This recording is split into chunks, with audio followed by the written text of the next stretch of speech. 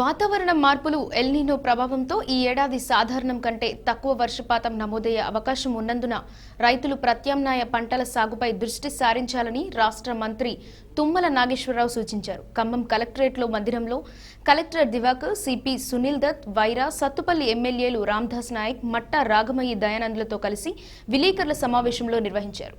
జిల్లాలోని జలాశయాల్లో ప్రస్తుతం ఉన్న డెడ్ స్టోరేజ్ నీటిని ప్రధానంగా తాగునీటి అవసరాల కోసం మాత్రమే వినియోగించాలని నిర్ణయించినట్లు తెలిపారు. వర్షాకాలం ప్రారంభానికి ముందే రైతులకు అవసరమైన విత్తనాలు, ఎరువులు అందుబాటులో ఉంచామని, పచ్చి రొట్టె విత్తనాలను సబ్సిడీపై అందజేయనున్నట్లు పేర్కొన్నారు. ఈరోజు దుర్గా ప్రసాద్ గారికి ఎక్కువ బాధ్యతలు, ఎందుకంటే కార్పొరేషన్ బాడీ ఇదిలో లేదు కాబట్టి కార్పొరేషన్లో జరుగుతున్నటువంటి పనులన్నీ ఆయన దృష్టికి తీసుకురావాలని, కొత్తగా వచ్చిన కలెక్టర్ గారికి కూడా ఆయా కార్యక్రమాల పట్ల అవగాహన ఉంటే ఆయన పర్సూ చేసి త్వరగా కంప్లీట్ చేయించేదానికి అవకాశం ఉంటుందని చెప్పి కొత్తగా ఏర్పడినటువంటి ఈ యొక్క సుడా చైర్మన్ గారి ఆధ్వర్యంలోనే ఈ అభివృద్ధి కార్యక్రమాలను ముందుకు పోవాలని చెప్పి ముందు ఖమ్మం నియోజకవర్గంతో పాటు ముఖ్యంగా వ్యవసాయ సీజన్ మొదలవుతుంది.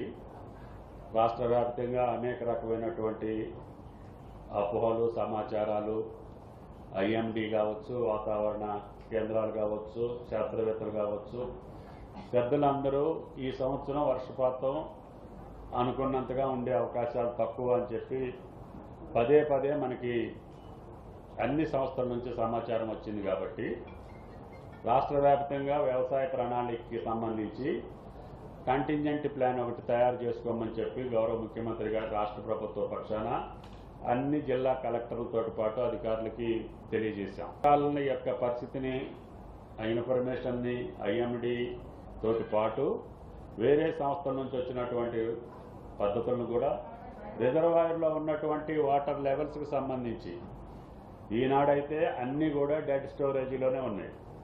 అది శ్రీశైలం కావచ్చు, నాగార్జున సాగర్ కావచ్చు, ఈవెన్ శ్రీరామ్ సాగర్ కావచ్చు, ఎల్ఎండి కావచ్చు.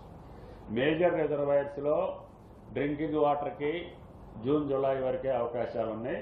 సాగునీటికి ప్రస్తుతానికి అవకాశాలు లేవు. కాబట్టి ఋతుపవనాలు కూడా రేపో ఎల్లుండో కేరళకు వస్తున్నాయి.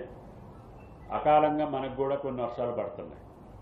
ఆ వర్షాలు పడేదానికి మేము ముందుగానే పచ్చిరొట్ట విత్తనాలన్నీ రాష్ట్ర వ్యాప్తంగా మేము సప్లై చేయడం జరిగింది. అధికార యంత్రాంగానికి యూరియా వాడకాన్ని తగ్గించాలంటే భూమిని, భూసారాన్ని పెంచాలి. కాబట్టి పచ్చిరొట్ట విత్తనాలతోటి మీ భూమిని మీరు బలపరచుకోండి అని చెప్పి రైతాంగానికి పిలుపునివ్వటమే కాకుండా ఏ రాష్ట్రంలో లేనటువంటి సబ్సిడీ మీద 50% మీద జీలుగులు, జనువులు, పిల్లి బేసర్లు ఇటువంటివన్నీ కూడా సప్లై చేశాం. అన్నిటిని కూడా పొజిషన్ చేసి పెట్టాం. మొన్నట 2వ తారీఖు నుంచి పంపకాలు కూడా జరుగుతున్నాయి. అదేవిధంగా విత్తనాలకు సంబంధించి పత్తి కావచ్చు, వరి విత్తనాలు కావచ్చు, ఈ సంవత్సరం డిమాండ్ ఉన్నటువంటి రైతాంగానికి ఆదాయం వచ్చేటటువంటి వరి విత్తనాలనే ప్రపోజ్ చేశాం. ఆ విత్తనాలు కూడా అందుబాటులో ఉంచాం. రైతాంగానికి రేపు రాబోయే రోజుల్లో ప్రొక్యూర్మెంట్లో ఏదైనా ఇబ్బంది వచ్చినా కూడా మార్కెట్ ఫోర్స్ తోటే బయట మార్కెట్ వాళ్ళు వచ్చి కొనుక్కునేటటువంటి రకాలనే మనం ప్రిఫర్ చేశాం. అది రేపు 6వ తారీఖున ముఖ్యమంత్రి గారితో అనౌన్స్ చేయదలుచుకున్నాం. ఇవన్నీ కూడా మీరు రాష్ట్ర వ్యాప్తంగా మీరు చూస్తే కొన్ని రాష్ట్రాల్లో ఇప్పుడు మొక్కజొన్న, జొన్న ప్రొక్యూర్ చేయరు. రైతులు ఓన్లీ మార్కెట్ ఫోర్స్ తోటి తెగనమ్ముకోవాల్సిన పరిస్థితి వస్తుంది. కానీ రేవంత్ రెడ్డి గారి ప్రభుత్వంలో ప్రభుత్వానికి నష్టం వచ్చినా, కష్టం వచ్చినా పండించిన పంటలన్నీ కొనాలరా అన్న అంటే మొక్కజొన్న సుమారు 15 నుంచి 16 లక్షల మెట్రిక్ టన్నులు కొన్నాం, జొన్నలు కొన్నాం, సన్ఫ్లవర్ కొన్నాం, సోయా కొన్నాం.